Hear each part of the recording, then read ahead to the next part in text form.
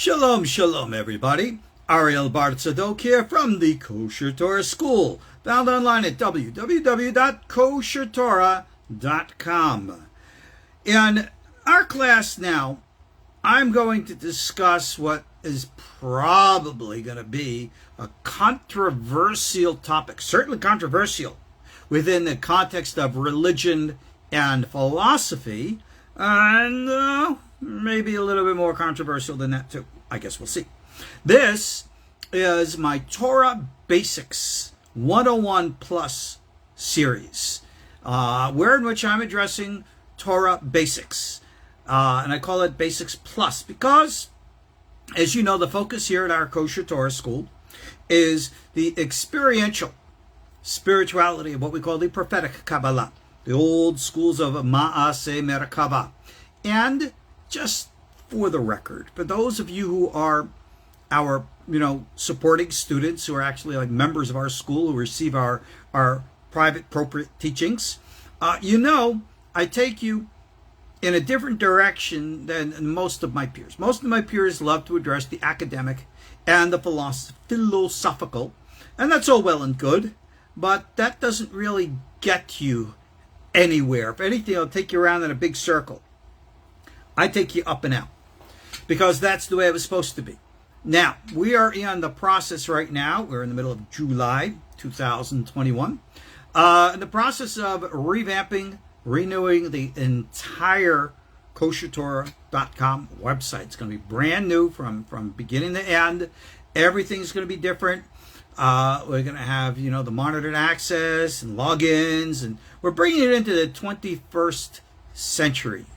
Brought to us by people who really know what the heck they're doing, because the technology and the software that I use is already 20 years old. And when I was talking with my present webmaster, he didn't even hear of half of the programs I worked on. Some of them were like when he was a child. So, okay, maybe you can teach an old dog new tricks. But in this lesson 9 of our Torah Basics 101 Plus series, I'm bringing up a controversial topic of wealth versus poverty. What is the role of wealth in the Torah life? Money, money, money. Is it good? Is it bad? Do we pursue wealth? Do we pursue poverty?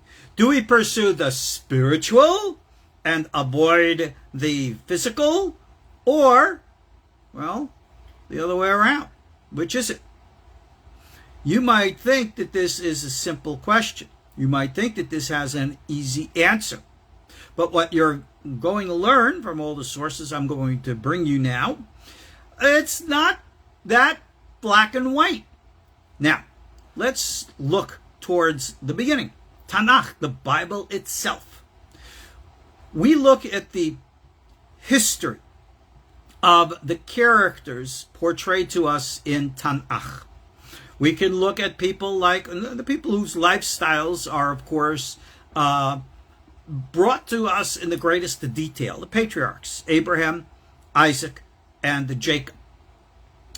Their spiritual lives were completely experiential. They were of the Ma'aseh Merkava school long before we called it the Ma'aseh Merkava school. They were Nibi'im, all right? They knew how to go into meditative trance, to experience the higher spiritual world, recognized the nature of the higher influences, and interacted and lived with them. How much time did they actually invest daily? How much time? Did Abraham and Isaac and Jacob follow modern traditions as observed in modern-day Israel, sitting and studying Torah all day and all night? Well, no, of course not. Nor should we even consider that to be the case. Did they study Torah in their version? Whether they had any actual written books of Torah at the time, that's subject to opinion and idea. We have midrashic teachings, which are moralistic teachings, not historical teachings. That would say, yeah, there are old books back then. We, of course, attribute books like the Sefer Yetzirah to Abraham. He didn't really write it, of course. Of course, we have the books of Enoch attributed to Enoch from before Noah. He didn't really write those either. Let's be realistic now. Those are all moralistic tales, more like novels as opposed to history. But that's beside the point. Needless to say, as we learn from the experiences of Abraham, Isaac, and Jacob, when God promised them blessings, what type of blessings did God promise them? Oh, you're going to have a wealthy, rich portion in the afterlife. You're going to be in Olam Haba with Rabbi Akiva and Rabbi Shimon Bar Yochai. Patriarchs, never heard that. You're going to rise to the highest heights of spiritual contemplations. You will see the face of God. No, Patriarchs never heard that either. And it was Moses who asked that, not Abraham, Isaac, or Jacob. What then were the blessings that God promised to the patriarchs? Take a good look. They were all material blessings. What was the one thing that Abraham wanted more than anything else? A son. Why? Why did he want a son so much? Is it a matter of like personal pride to him to show, he's got what it takes to sire a child? Come now. Let's not be ridiculous. The reason why he needed Isaac was very simple and very clear in the Bible. He needed someone to inherit his wealth. Abraham was a very wealthy man. Isaac, very wealthy as well. Why do you think Esau and Jacob were duking it out over the blessing, the birthright, and all the rest? What do you think all that meant? Spiritual accomplishment? No. It was all a matter of good old shekels. It was all about money. Wealth was a very important part of the lives of the patriarchs. When Jacob goes to good old Uncle Laban, remember he had to work 7 years for his wives. And it was only during that period, what happened to him? Good old Uncle Laban stuck it to him. Apparently, because Jacob was weak financially, he was not in a position to bargain or fight. Only later did he become extremely wealthy and sends that message to his brother Esau before the great confrontation. I lived with good old Uncle Laban. Remember that nasty old warlock who likes to suck the psychic life out of people? Well, guess what? I bested him. And I'm wealthy. I got the dough to prove it. That sends shivers down the spine of big, tough old Esau, who was so terrified of his little old brother that he has to come with 400 soldiers because he was afraid of that power. Moving right along into Egypt. Joseph. Remember Joseph? Was Joseph wealthy? He was the viceroy of the country.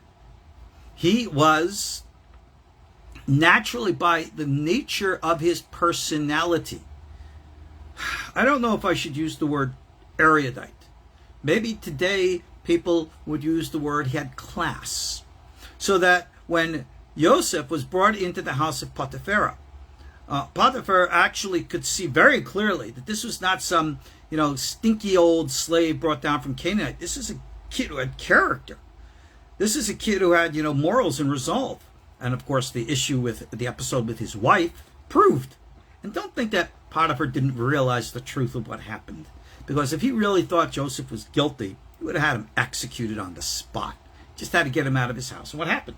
You put a classy guy like that in prison, he rises up to the top. So when the time comes that he stands before Pharaoh, all right, Pharaoh can even see this is a classy guy. This is not some low life. All right. One of the words that I learned from the Rabbinite, for those of you who will know French, you'll understand. She'll kill me for saying it, but there's a French word for low life, a ringard, if I'm not mistaken. She's in the other room. She hears me saying this, but anyway, she's told me about the ringard, in this place and that place and the like, as opposed to those who have class. Wealth does not give you class. And poverty most certainly does not take it away from you.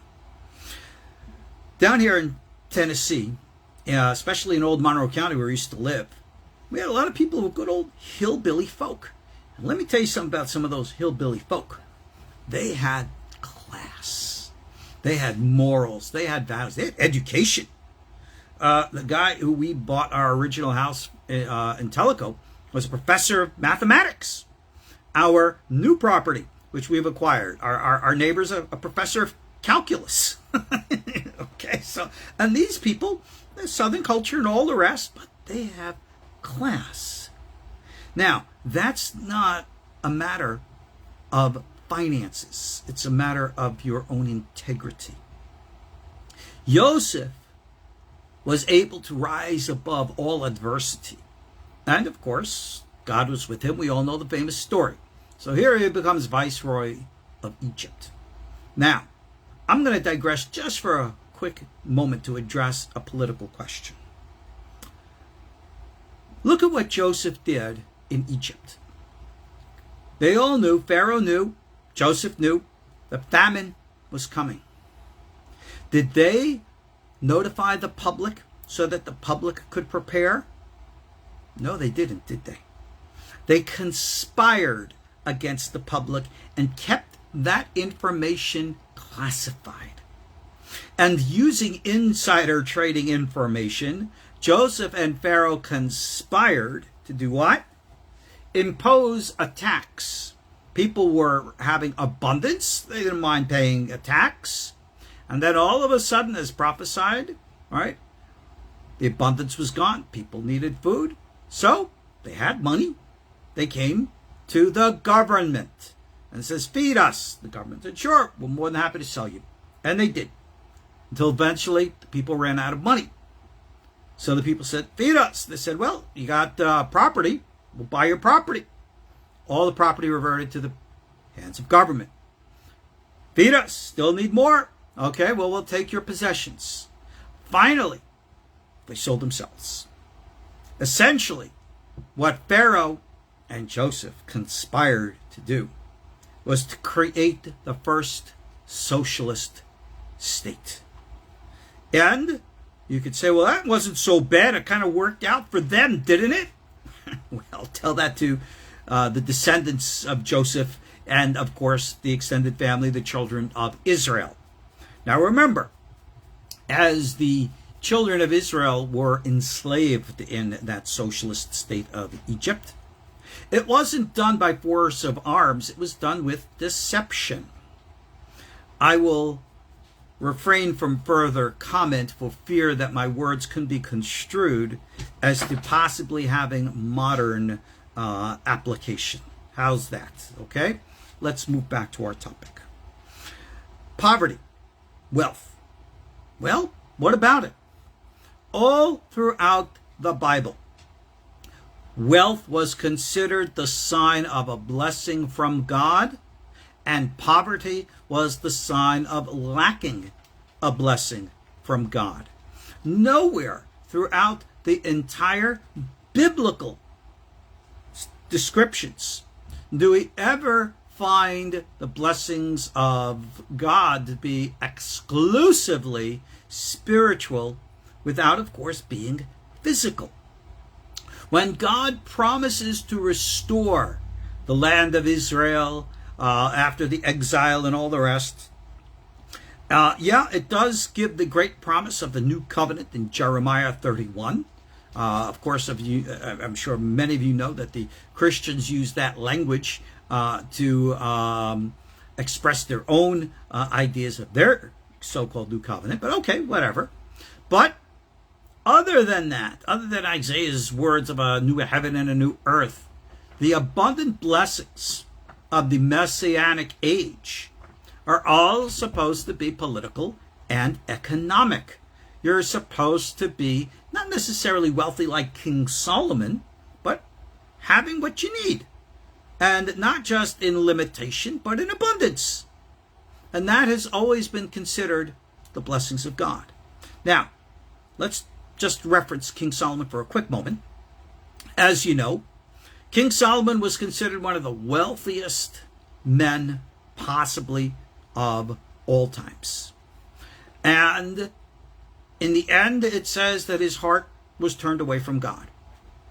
But it never said that his heart was turned away from God because of his wealth, but rather because of his women. I mean, good Lord, 1,000 women? Oh my gosh. I'm surprised his heart didn't have a heart attack from all the strain, all the more so turning him away from God, but whatever. Okay, so throughout the biblical teachings, having wealth was considered a natural expression of a blessing from God. Spiritual wealth, that's never really mentioned. Of course, we had Nebi'im, prophets. Prophets were the people who we would, by today's standards, we would call spiritually wealthy. They were connected with God. They had higher insight, and etc. and so on. They could see the future. They could see spiritual stuff. But that pursuit was never intended for the rank and file. If an individual wanted to rise to that level, of course you had the schools of the prophets where somebody could learn prophecy. If you wanted to rise in holiness, you could take a Nazarite vow. There are many options for people, but they were never said to be the ideal goal. And that's very, very different from how things evolved over time.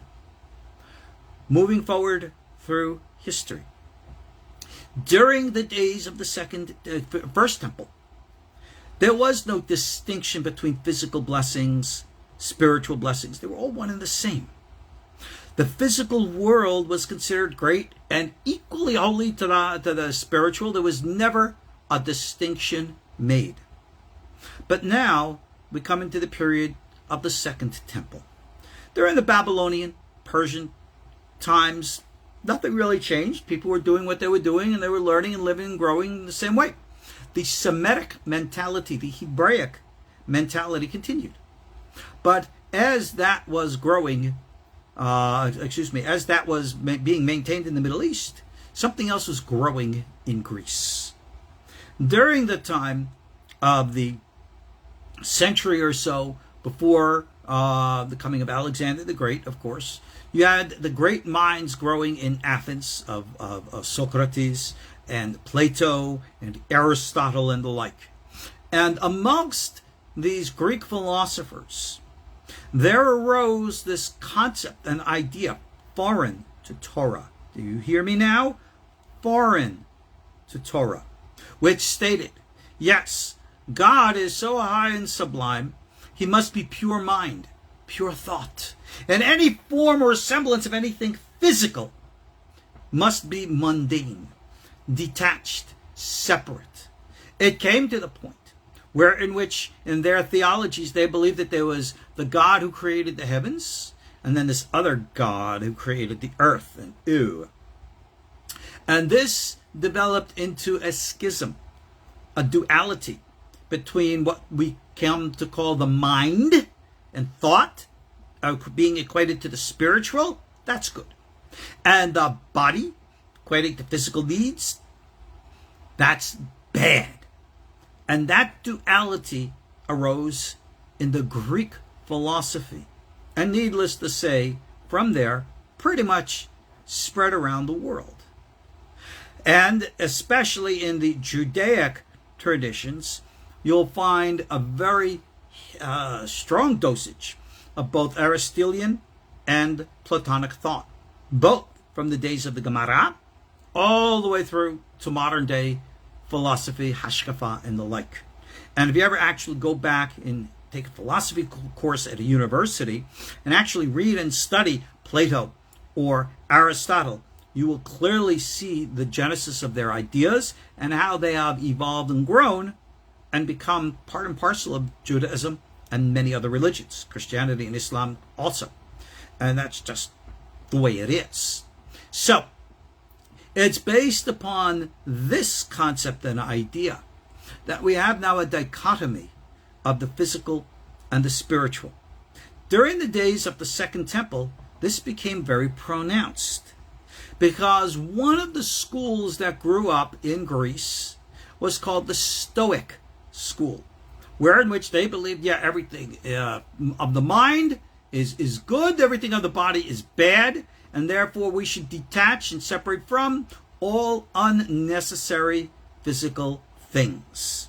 And this Stoic mentality was embraced by a hardline group of individual Jews during the days of the Second Temple, who separated from the Holy Temple, the Beit HaMikdash, and separated from the majority of the rank and file Jews, and separated themselves out into the wilderness. In our Torah tradition, we call them by many different names, but the most popular name is the non-Jewish name, which is the Essenes.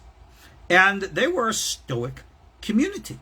And based upon that Stoic mentality, they were almost communal or communist in their lifestyle and practice. They had no personal property. They all lived by themselves, etc.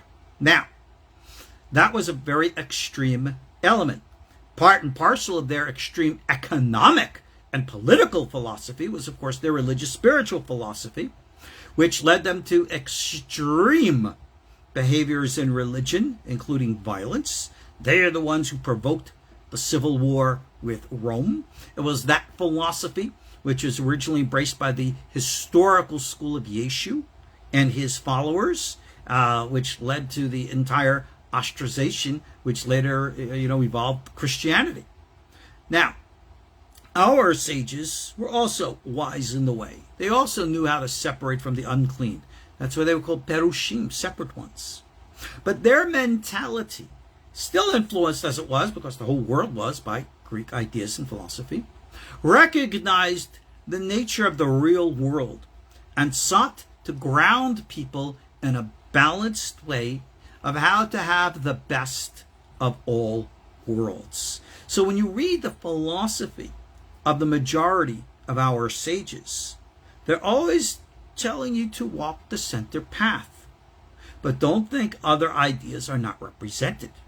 So, for example, in Pirkei Avot, you'll find wise advice. Pat b'melach tuchal, mayim b'shroya tishtei, ala aretz tishan, v'chaim tza'ar yichiyeh.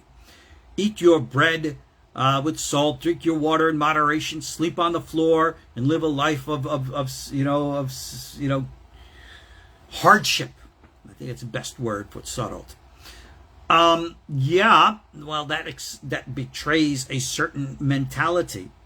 But it's one of the beautiful things about Judaism, which makes the Talmud the highest of all Kabbalistic texts.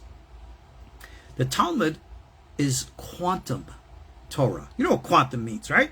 Multiple levels, multiple facets of parallel realities. It doesn't collapse into a singularity unless you observe it. Well, it's the same thing with Talmud. In the Talmud, we have theory and very few practice. The Talmud is like, I'm going to use the word, some of you might not like it, but I'm going to give you the example using the Chinese word, which is their word for the flow of life, called the Tao. Our Torah is like the Tao. It's this natural, ever-flowing, which is the way of the universe. And our sages put their fingers on the pulse of the universe. And when they compiled, centuries after the destruction of the temple, the Gemara, it was meant to be a living ocean. This is why you go from rational, analytical stuff into fluid stuff, speaking about stories and the like. You go from the very literal to the very exaggerated to the intuitive. You're going back and forth because it's a means of creating in the psyche the ebb and flow of things, and how that keeps us grounded in the real world. That's the big deal. One of the things that our sages recognized very clearly, not everybody, in spite of how hard they try, is wealthy. Our sages talk about this, and they say, there's just the power that be in the world. Not everybody's just going to be wealthy. We call it mazal. All right? And your mazal, don't think it's astrological like your planets dictate. It's the nature of your soul, the course of your destiny. And the stars only reveal that which is already preordained within your soul. There are certain types of people, and we know this ourselves, who you can give them $1, let them throw it into the wind, and $1 million will blow back in their way. And then you have others who will have $1 million in a tight, heavy-held suitcase, and a big wind will come and blow it away. They get back nothing. That's just the way things are. Some people try and try and try, and they still can't succeed. Other people don't have to try, and they succeed wonderfully. And you could say, where's the wisdom? Is there a mechanical operation, a formula for wealth? You have a lot of these people today, I think they're all a bunch of charlatans, pretty much all of them, who want to say there is a formula for making wealth. Well, if there was such a formula, then everybody would be making millions of dollars except them, who is actually, making money selling these, formula type things. It just doesn't work like that. That's not the way reality is. What we learn from our biblical patriarchs: hard work, nose to the grindstone stuff, and you're going to do the best you can with what you got. But now, that will define or help you with physical wealth. No one really is going to become wealthy unless they really work hard. That's just the way it is. Some people say, well, I don't have to work hard. I inherited, or I married into wealth, or I did this or that. Oh, good for you. But you know something? If you don't have a source of income, no matter how much you have, eventually it's going to be gone if you can't replenish. We hear stories of many types of individuals who come into great amounts of money rather quickly and then can literally lose it almost equally quick. So there's no mazal, no beracha, no blessing in that. So the great wisdom of Torah is to be practical, down to earth, and realistic. Now, with that being said, if you look at the history of Jews throughout history, pretty much, especially in those areas, those countries in which Jews were heavily monitored and restricted in the types of professions that they could involve themselves with, many Jews had nothing other to turn to other than to finance. And over many, many years, if not centuries, became very good at it. And therefore, individual Jews became very wealthy. Fine, they are blessed. Now, with that respect, let's again talk about their spiritual lives. How many of these hard-working Jewish businessmen and women who made lots of money were spiritually fulfilled? How many of them were students of the Ma'aseh Merkava? How many of them could ascend? How many of them had psychic abilities? Probably not many, if any, at all. Because in all due respect, but to this very day, how many people really pursue the secrets of the Ma'aseh Merkava, spiritual ascent, and psychic acquisition? How many people? All right, I do. Yeah, okay, you and who else? 1 in a million. That's about it. But that's always been the way it is. Personality thing. We have to live in the real world. The real world requires of us real hard, work. And there is always hardship. If we look into recent Jewish history, give it the last few centuries, in which the Jews lived in Poland and Russia, for the most part, they were the agricultural peasants of the land. And for the most part, they were poor. Your average individual didn't have a lot of money. You can think of somebody like Tevye from Fiddler on the Roof. If I was a rich man, etc. No, I'm not going to sing. No, don't you even get me to sing. I think the Rabbi needs just turned off the air conditioning here. So if you see me melt, the AC's on now. Okay. It's I got one of these thermometer clocks in my room here. Temperature's not so bad. It's like 82% humidity in my office right now. But okay, that's why I wear my talit on the outside. It's more comfortable that way. So anyway, getting back to the point. Being real, being practical, being realistic. That is the Torah way. In Eastern Europe, they were poor, right? Again, Tevye, the rich man, things like that. People like the Baal Shem Tov. Was he wealthy? No, we don't have any record of that. Was Rabbi Nachman of Breslov, one of, again, the famous leader, was he wealthy? No record of that. Rabbi Shmuel Zalman. Were these individuals wealthy? Well, their supporters definitely would support them, and they might have been in a better financial position due to charity, tzedakah, than others. But the opportunities available in those places, in those environments, was rather limited. That is why when the opportunity to travel west availed itself, everybody, in Poland and Russia, emptied the shtetls. They all went to Western Europe or to the Americas, South and North. And started because they had opportunity.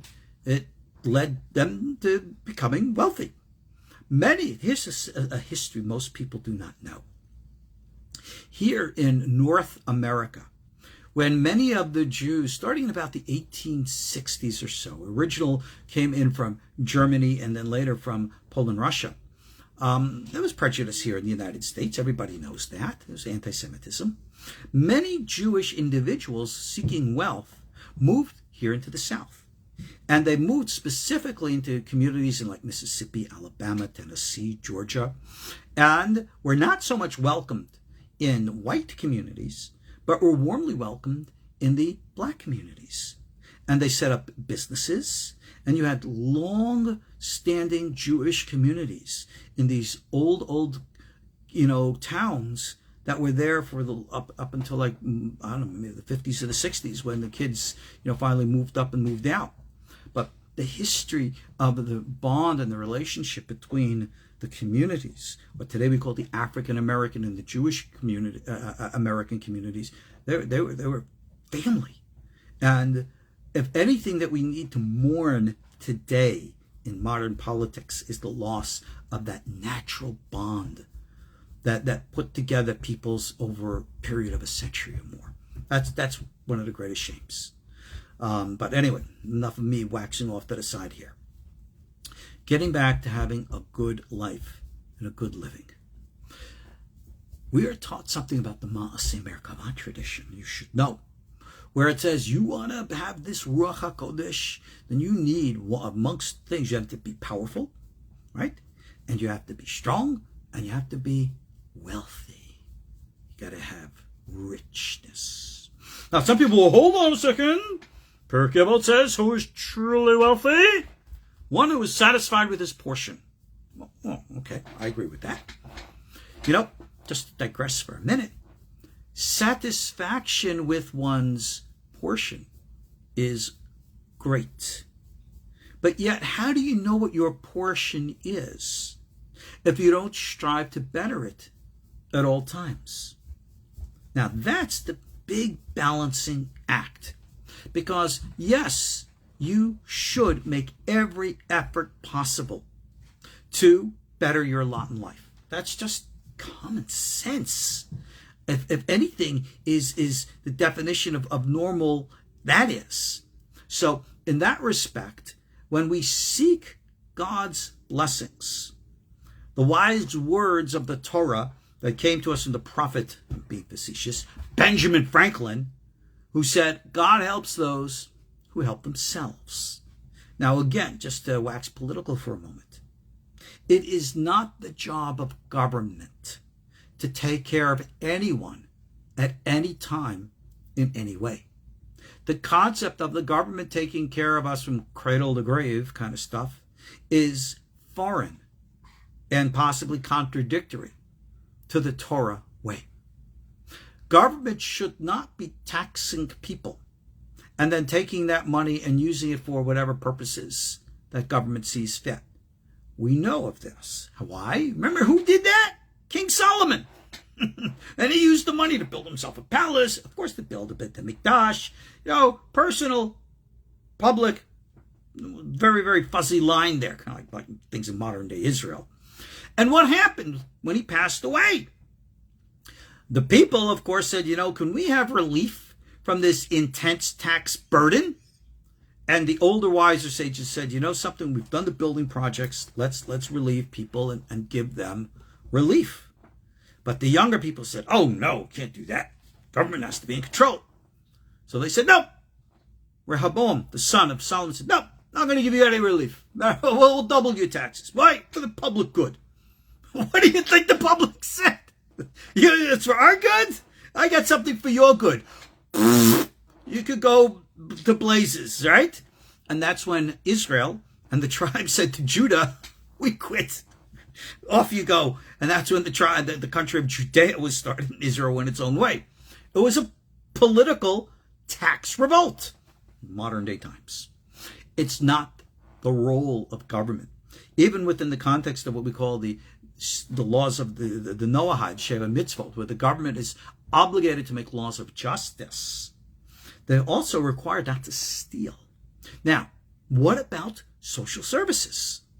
Social services are obviously necessary in every which way. We have people who are really in need. And I don't mean just, give them a handout. I mean, people really have everyday needs. Whose responsibility is that to help one another? Dramatic pause, because heaven help you. Shame on you if you don't already know the answer to it. You know whose role and responsibility that is? It's ours. There should never be public welfare. It should always be private. If there is a neighbor on our block who needs help, all of our neighbors should know it and work to help that individual. That's the way it's supposed to be. Now, this is how... Now, I confess, I am being idealistic here. And I know the wealthy are going to roll their eyes and say, yeah, right. But one of my pet peeves is that the people who are the real wealthy people, like the guys who own like Amazon and Microsoft and stuff, they got billions of dollars. I would love to see that money going into the investment in the lives of individuals to help the growth of business. Because if there's an old saying, right? Give a man a fish, he eats for a day. Teach a man a fish, and he eats for a lifetime. That, in my opinion, is where the best public investment should be. You have people who don't have the skills to do a job, train them, right? Get rid of these global conglomerates and create in individual communities the opportunities for each and every person to have their own business and to live.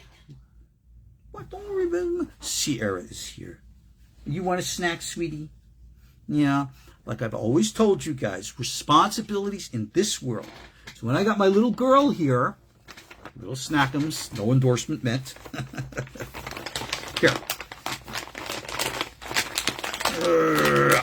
There you go. Nice big one. There you go.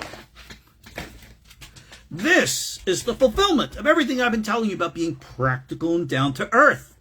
I know you want to be so heavenly minded, but that's when you become no earthly good. We had a student in the day back in the early 80s in Beth El when I was there. This was a young man in his early 20s. He came in every day in the white robes. He had the white hat, the long beard, and he acted like he was so holy. And the rabbis refused to allow him to sit into a single class. They said he was imbalanced. They said he was so heavenly minded that he became no earthly good. And this is exactly a problem that we have with spirituality today, when we turn and say, spend all your time in the spiritual, right? Which is a valid verse in the book of Psalms. Cast upon God your concerns and he will provide for you. But remember, in all due respect, and I'm asking publicly now, if any of you have a real money tree, a real one, could you send me some seeds I can plant it out in the backyard? That Rabbanit and I would love to have a money tree. We can have a dollar tree for the Rabbanit. We could have a euro tree, maybe a gold tree, a couple of nice ones. Yeah. Go out there whenever we need money, right? What do we want to get? We want to buy that new Mercedes. Remember, like that country song, right? Just go out there and we'll pick off the. Come on. You know this is nonsense. You recognize I'm being facetious. This is not real. Don't think of it like that.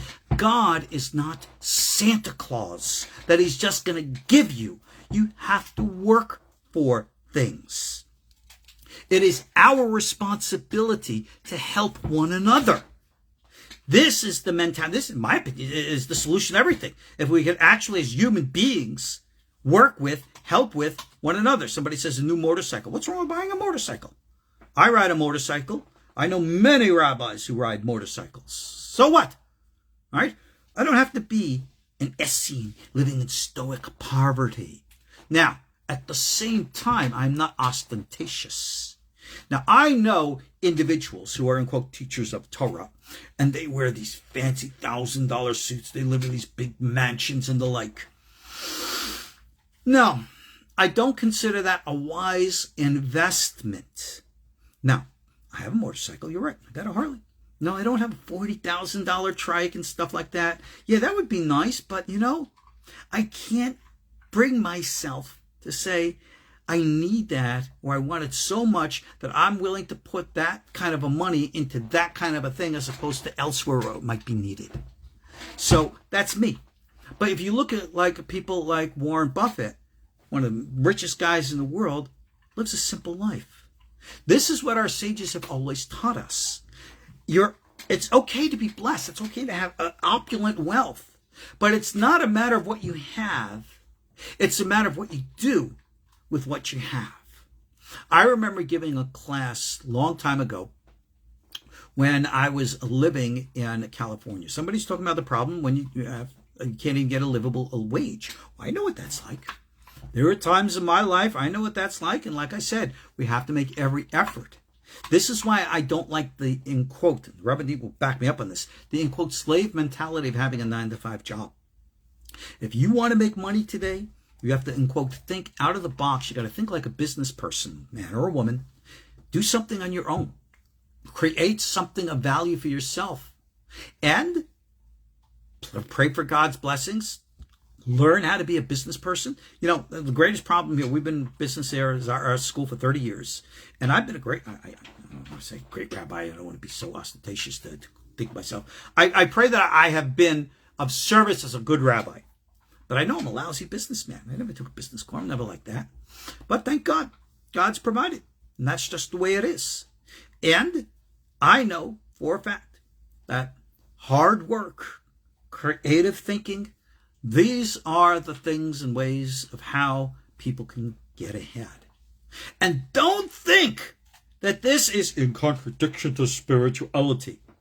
We don't need to be spending all day long in prayer and meditation and learning.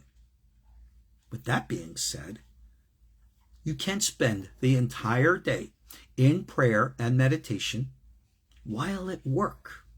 Because you recognize when you're really of the Ma'aseh Merkavah psychic mentality, that your real meditation and bonding with God isn't when your eyes are closed sitting like this. It's when your eyes are open, you're engaged in the world. When the Rabbanit and I have to go to Walmart to do the shopping, all right, what do? That's when I'm meditating, looking around, gazing, seeing and everything. All right, sometimes the Rabbanit thinks I'm in La La Land, and she's probably right. But that's when you do your best bonding with God in the real world, bringing the blessing down here. It goes inside for the sake of going out, not just to stay in. So if you look today, one of the greatest problems in modern day state of Israel is the Haredi model, in which they've taken a concept which is supposed to have been, if you will, an ideal or even theory, transformed it into practice, and they dug themselves into a hole, which is a great burden on the country, which could cause great trouble. And I'm talking about the kollel lifestyle of many people. When I was in yeshiva, of course, got married, you go to kollel and you learn. For how long? 3 years, 4 years, 5 years. And then you were expected to get a job. Mostly, if you're a Haredi and you're trained to be a rabbi, you got a rabbinic job. A rabbinic job's like every other job. It amazes me that people think You can come to a rabbi and expect services for free. Why? Because you're not supposed to make a living off the Torah. Well, you want to know something? There are other opinions too. Because when a person is a businessman and they have a parnassah, they have a livelihood, and they can teach something off the side, that's fine. But today, we have professional, highly educated rabbinic leaders. And this is their profession. And for the services of a profession, it is like every other profession, obligatory to pay for those services. You know how many people come to me and they'll say, well, Rabbi, I want to study, but I don't want to pay. How come I got to buy your book? How come I can't have it for free? You know, I shrug my shoulders and say, hey, if you want free education, you can always move to France. All right, the Rabbinici attended the Sorbonne for free. All right, here in America, if you want to go to Harvard or Columbia or your local community college, you're going to pay. You may like it, you may not like it, but you're going to pay. You want a free book? Go to your local bookstore, Jewish bookstore, Barnes & Noble, whoever else, all right, and say, I believe education should be for free. I'm taking this book in liberation for the people. Watch how quickly you get arrested for shoplifting. Come on. We got to be realistic. If you wish to take advantage of the services of any professional, then you obviously need to pay the fees of that professional. It's no different from a rabbi. So for a rabbi today to have a congregation or a school and make a living thereby, this is considered acceptable, normal, appropriate, and good. However, sitting and studying all day for the sake of the glory of God, offering nothing of contribution to the society, placing a burden of finances on everyone else, taking a wife who is a mother of many children, and indeed forcing her to go out day by day to work and then come home and take care of the kids while the husband sits and studies in the kollel. And let me tell you something about kollel learning. I studied in kollels. Do you really think these guys are like really diligently in the books from morning till dusk? Right? Oh, I wish we were so serious. I know better than that. This is a situation and a lifestyle which is unsustainable. It is presently collapsing in Israel, and people need to take appropriate measures. Those people who are Torah trained today are taught how to think intelligently, sharply. They could go into jobs in the computer and the technology world, and they would offer tremendous benefits. And I'll tell you, over the next few years, you're going to have to see that shift happening, because it just needs to happen. Here in the United States, you look at many of the ultra-Orthodox, go into a community like Satmar. I don't care if you do or do not like Satmar. These are the ultra-Orthodox in places like Williamsburg. Every one of them has a job. I have seen the ultra-Orthodox plumber, the ultra-Orthodox electrician, the ultra-Orthodox car mechanic. Yep, they just do what they need to do, live their lifestyle. How spiritual are they? As spiritual as any individual would choose to be. This is the Torah way. Yeah, you may or may not like Satmar because they've been really portrayed poorly in the public media with all these television shows they have now on Netflix and the like, which really portrays them in a poor light. I'm not Satmar. They probably wouldn't like me any less, even though, you know, I hate to say it, many of my friends are Satmar, but they are. And I respect them to the highest level. But they are living the way things need to be. They got real work, living Torah, making a living, doing things right. And that, for me, is a role model. That's what needs to be. We need to understand that being dishonest, that's horrible. That's evil. Remember the famous story of King Ahab. This is the guy who was opposed by, Eliyahu Nabi. Well, he had a neighbor, Nabaot. He had a field. And the field belonged to the, ancestral lands of the tribe. But the king wanted it. Nabaot says, I can't sell it. It's greater than us. Well, good old Queenie Jezebel says, all right, I'll fix it for you, king. And she set up false witnesses, accused him of crimes, and had him executed. And then the land, they appropriated. That was such a notorious crime. How dare you steal in such a despicable way. The Tali got involved in that one, boy. At the time when Ahab was going up to war, God said, all right, who's gonna set him up? And again, one of the angels came by and says, I will be a lying spirit in the mouths of his prophet. God set him up for a fall. And we got to learn a lesson from this. Dishonesty, criminality, especially theft. That supposedly was the great crime which led to the flood of Noah. Theft, more than any other. Our society today, we worship money. And theft, if you can get away with it, is considered a mitzvah. The opposite of everything that should be. We have institutionalized theft with our governments, our corporations. Did you ever read the fine print of all these contracts that we sign up for services? No, we never bother. You should read what they say there. Oh my goodness. But we might not have an opportunity, a way to get around it. But remember this. God has his ways. And just like God brought judgment in the past, God's going to bring judgment again. Because of dishonesty. Because of those people who, in their pursuit of money, are pursuing an idol. And that is something that is evil. Where in which we make the pursuit of money to be the greatest of all things. Even if you're religious, we have many people in the religious community who are very, very wealthy. And they don't have a spiritual bone in their bodies, but they're still very wealthy. Many of whom are the most dishonest criminal types who have the FBI running after them every day. I'm sure many of us are familiar with the criminal Bernie Madoff, who ripped off hundreds of millions of dollars, ruined the lives of many people, supposedly called himself an Orthodox Jew. Despicable. What we would call in Hebrew a chilul Hashem, a desecration of God's name. So here we go. You know something? Not everybody's going to be wealthy.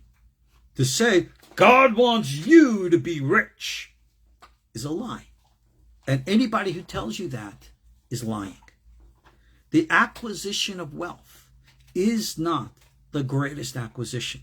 There is nothing wrong with having wealth and everything right about it. If you want to work hard and you want to accomplish and make millions, God bless. All right? I am not going to drive a Bentley. The Rabbanit wants to drive a Bentley. God bless her. I still drive my good old Ford truck. And I'm always going to drive my truck. Yes, I even have a Chevy too. But anyway, aside from that, no brand dropping here. My point is there's nothing wrong with living nice.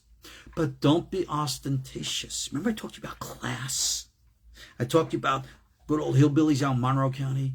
All right? Some of these people are filthy rich. Oh my goodness. I remember went into one of the local car dealers once. I had to get some work done. And I was looking, this is Monroe County. You think this is hillbilly country. And he had these $50, $60, $70, $80,000 like Ford Raptor trucks. And I said, who's buying these here in Monroe County? And the guy rolled his eyes at me like, I didn't know what I was talking about. And I said, what are you talking about? He says, yeah. You think these guys don't have money? He says, they come in and they pay for these things in cash. So these people, they got class. They have money. But they also know how to live modestly. That's the key. And you will find that many people today just like to be ostentatious with an erudite attitude like, I am better than you. I am having Louis Vuitton. I am wearing Biblios and Versace. You wear what? Levi's? Oh, Wranglers? Ugh. How would you say it? Rengar. How disgusting. No. Not a chance. This is the Chilul Hashem that we're speaking of. You have money, God bless. It's a wonderful thing, but be responsible with what you have. You want to, if God's blessed you and you're going to drive a Mercedes-Benz or a Bentley, it's between you and God. No one has a right to tell you anything. But at the same time, be responsible with your wealth, not to be ostentatious, but turn around and use the blessings that God has given you to be a blessing to others. No, not to put your name on a plaque in the nice synagogue. I see people give hundreds of thousands of dollars to put their name on a building. There's no blessing in that. Teach a person how to fish rather than just give him a fish. Support those things. Be a patron of the arts. The people like the Medicis, We helped people like Da Vinci and the like, who brought to us the great and wonderful things that we have today. Even people like Nikola Tesla had patrons, okay? If you really want to invest your money wisely, invest in that which can help the public. That, in my opinion, is the best way of actually using wealth. Putting up pretty pictures and supporting a museum or an educational institute like a university which doesn't need your money, I don't consider that the best wise investment. I know people do it for prestige, but that's your reward, if you will. And you notice I'm not even talking about rewards in the afterlife or anything of the kind. The Torah Way, expressed by the words that I quoted to you earlier, eat your bread with salt, drink your water in moderation. This is not literal. How many people do you actually know who are surviving on bread and water? How many rabbis in all of history who actually say, I only eat bread, I only drink a little bit of water, and I sleep on the floor? Even Rabbi Shimon Bar Yochai in the cave didn't live like that. Even Eliyahu HaNavi, when he was in the cave, was fed meat. And all due respect to the vegan rabbanit here. But anyway, the point again is, there's nothing wrong with having the blessings and abundance in life. Don't think that you deserve them, because you don't. There is that. Think of mazal. And essentially, some people are going to get it, some people aren't. And you got to be satisfied with what you're able to accomplish. But you don't know what you're able to accomplish unless you make the efforts and try. This is the Torah way. So, for those who are blessed and have abundant funds, mazal tov. For those who have not had that blessing, okay. But don't ever think that poverty is a curse, because that's just not true. The Torah says very, very clearly the poor will never cease from the land, and they're not cursed. Maybe it's mazal, maybe it's opportunity, maybe it's whatever it is, but it is. And for those people who need our support and help, we got to be there for them. It's as simple as that. And yeah, if someone needs the shirt off your back, you give them the shirt off your back. But you don't just keep giving and giving and giving, cradle to grave, like the government. You teach a person how to be independent so they can have the self-respect of accomplishment to receive and activate and live the blessings of God. That is the Torah way. So no, money is not the root of all evil, like some people will say. Greed is. Greed is evil, no matter what. Poor can be greedy. The rich can be greedy. Live your life in appropriate moderation. That's all that it is. And with regards to our spiritual pursuits, there is no contradiction between financial pursuits and spiritual pursuits. You should never think that I have to live one way or another. We're not Essenes. We're not communists. We can have and should have the best of both worlds, as the example of Torah shows us. So if you have the blessing of financial ways and means, you should invest with that into your spiritual pursuits, taking time, if possible, for learning meditation, practicing meditation, doing spiritual stuff, studying Torah, and everything else that you need to do. And for those of us who may not be so blessed financially to have the opportunity to do all of those things, you do what you can. It's as simple as that. And remember the wise words from Rabbi Tarfon. It's not up to you to complete the job, but you're not free to avoid your share. So, in conclusion here, possessions should not be a distraction to spirituality. If they are, well, that's a moral issue, a spiritual issue you as an individual are going to have to address. When Abraham, Yitzhak, and Yaakov practiced prophecy, and they did, I don't think that they looked at the fine things that they had as a distraction for bonding with God. And therefore they never had to just get rid of the wealth and live in a cave. Nothing wrong going to a cave. But the purpose of going into the cave is to receive enlightenment and coming out and bringing that enlightenment to the world. Allah Rabbi Shimon Bar Yochai. So learn from this, guys. God be willing. God bless us. If you're watching here on Facebook, you'll notice I put a link to a prayer for financial prosperity. It's from the old Siddur of the Moroccan Sephardim, Siddur HaChodesh, and I put it. I make it available in every one of our public emails. I printed this in Greater Prayers for Financial Prosperity. Where did I put that? In Walking in the Fire, if I'm not mistaken. And it's not enough that you just pray for the money tree to grow in the back. Pray that God give you wisdom and understanding and knowledge of what to practically and physically do so that God has something to bless. You remember the story with Elisha and the widow? He says, I want to bless you. What do you got? He says, all I got is like this little thing of oil. He says, okay, go get 1,000 different cups. He blesses the oil. It pours and pours and pours and pours. And now she has 1,000 gallons. And he says, go sell them. Make a living. Money tree. But she had to sell them. It was a business. This is where we seek the blessings of God. Our prayer should be, Master of the universe, pray, I pray, give me the wisdom, the knowledge and the understanding of how best I can make a living. What can I do so that I can be a conduit of blessing? And pray that God show you practical, realistic advice. You're not going to become wealthy in a 9-to-5 job. You got to think of what you need to do and how to do it. And God will bless you. The more spiritual you become, the more God is going to bless you, and you will accomplish these things. And you will learn the appropriate, important things, such as taking care of little Sierra when she wants a little snack.